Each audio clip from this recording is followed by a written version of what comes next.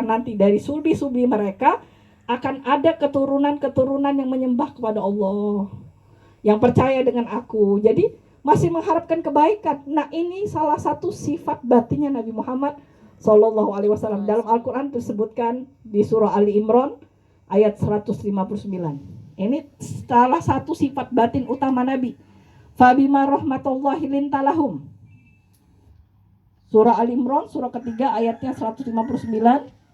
A'udzubillahi minasyaitonirrajim.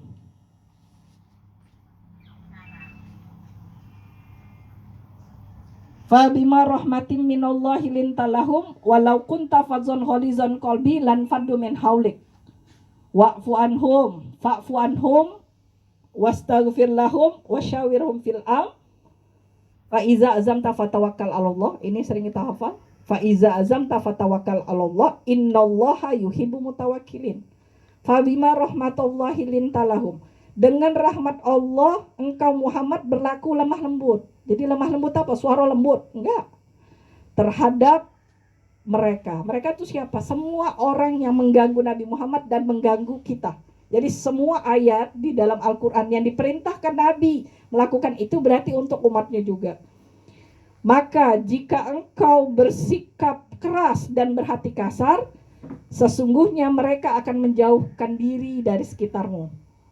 Karena itu, fa'fu anhum, maafkanlah mereka, wastaghfir lahum, mohonkan ampun untuk mereka, wasyawirhum fil am, dan bermusyawarah dengan baik dengan mereka. Fa'iza azamta fatawakal 'alallah. Kalau kamu sudah membulatkan tekad, jadi azam itu apa? Membulatkan tekad.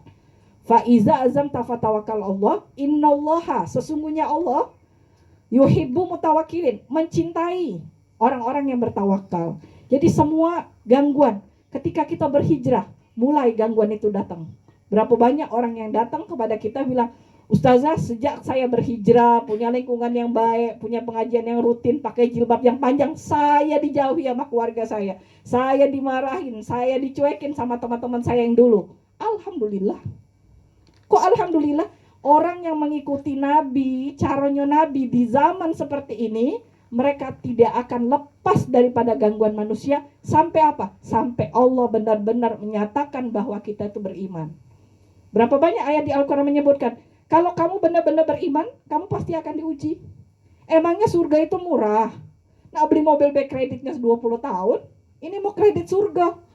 Kita bilang surga itu murah, kata Allah tidak akan kamu lepas daripada gangguan manusia selama kamu belajar untuk istiqomah. Makanya istiqomah, beriman itu sudahnya istiqomah. Sudah beriman istiqomah. Kenapa? Orang menyatakan beriman, dia akan diuji sampai dia istiqomah.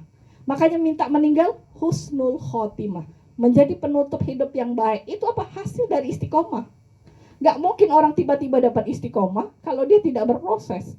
Maka perjuangan manusia hidup itu dengan prosesnya masing-masing, dengan waktunya masing-masing. Jadi tadi kalau kita keras dalam berdakwah, dalam melawan orang yang berbeda dengan kita, mereka akan jauh dari dakwah ini. Makanya Nabi itu lembut. Dia di Taif memaafkan.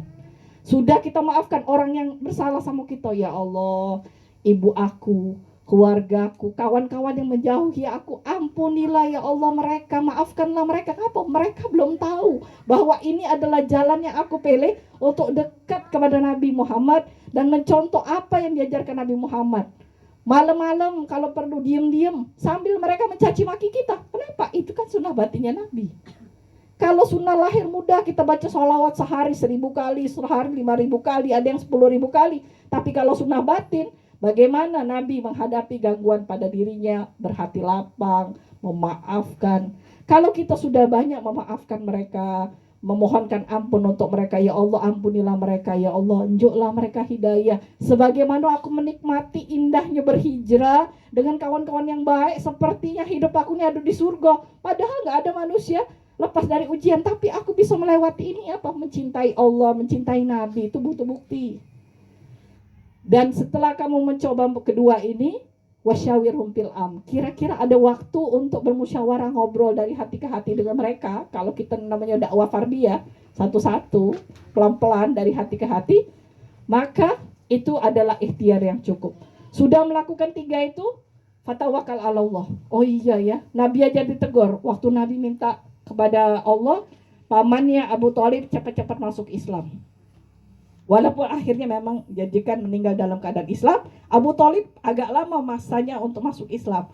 Ditegur oleh Allah dalam surah Al-Ahzab, wahai Nabi, wahai Muhammad, kamu tidak bisa memberi hidayah kepada orang yang kamu cintai. Ini yang sedang kita tangisi. Kadang-kadang tadi kita diuji dengan keluarga kita sendiri. Dakwah di keluarga itu lebih berat. Pengalaman saya. Maka Nabi juga mengalami itu. Dengan dakwah dengan orang lain. Kenapa? Keluarga kita itu tahu Firza tuh dari kecil tuh buruknya begini, baiknya begini. Apa dia ukur? Kalau orang tua, saya tuh tahu kecilnya kamu jangan ngajarin saya ngomong.